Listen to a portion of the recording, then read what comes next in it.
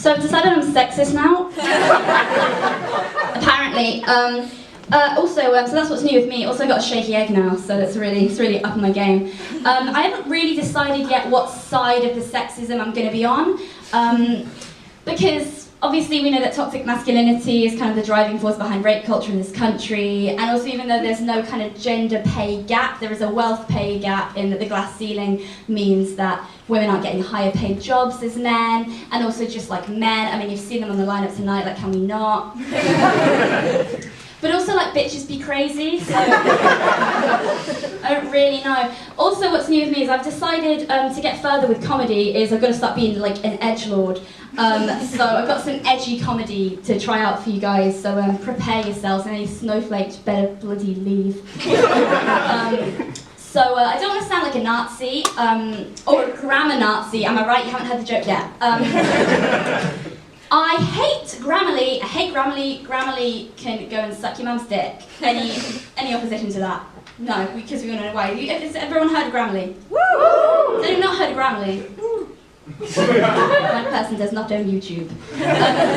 Grammarly is like spell check XL, so like it doesn't just tell you when you said spell a word wrong, it also will tell you like to use a better word or to phrase things better. And like, I'm sorry, but if you're illiterate, you shouldn't get the job over me. That's it. Because I know this sounds harsh, but like I study English, so all I have is being able to write a good email. Because science graduates and men get all the jobs anyway. I guess I did choose a side in that. So all I have over these people is that when they ask me to proofread their CV, I get to say things like, well, there weren't any mistakes as such, but it could flow better. But apparently a robot can do that now, so I guess I just go fuck myself, which a robot could actually also do, so what is the point? Another thing that's happened recently is I don't have a lot to do, so I spend a lot of my time watching Live at the Apollo videos on YouTube, and in all of the comments for all the girls' stand-ups on there, they all say, it's all these really reputable people saying things like, all female comedians talk about vaginas and periods. And I was like, taking notes. I was like, must do that. So we're going to talk about when I first found out what a period was. So cast your mind back to when I was 7. We all there? So I'm standing in the playground at Bentley Heath CFE Primary School, represent. Yeah. And Megan and Lily, standing at the side, they're beckoning me over. They look shady. I'm like, ooh, gossip. Cast list for the Lemonade Kid has definitely been released. It's going to cause so much drama. Can't wait. But it wasn't that. They were like, Abbie, have you heard of what a period is?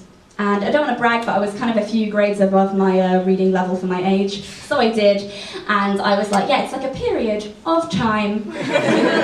See you later. And they were like, no.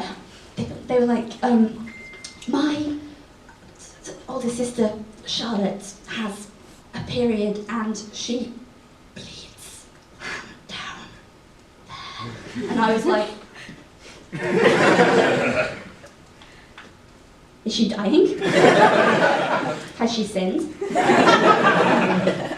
And they were like, I don't know. Apparently it just happens when you get older. And I was like, I hope to die young. Fast forward 14 years, we're here now. We're here? Yeah, you're with me still.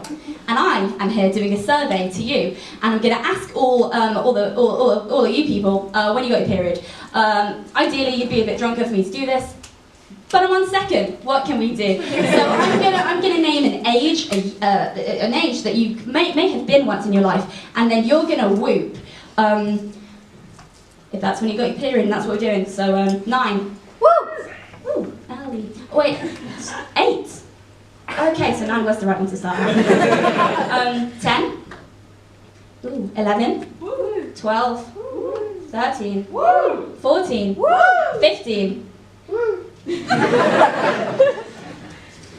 So I was 15. I was late, and it was a bit of a problem for me because at that point at my school, like most of my friends had already been pregnant like a couple of times. So you can see it was awkward for me, and like I felt so awkward about it, like, because I would lie to them about it, because I was really worried that I was one of those people that you read about on the front cover of Take a Break magazine, you know, and they're like, oh, I had a secret penis all my life and I didn't know. Gotta keep that under wraps if that's true. So they would say things, they'd be, you know, standard chat, when they'd be like, so, how many sanitary towels do you use per period? And I'd be like,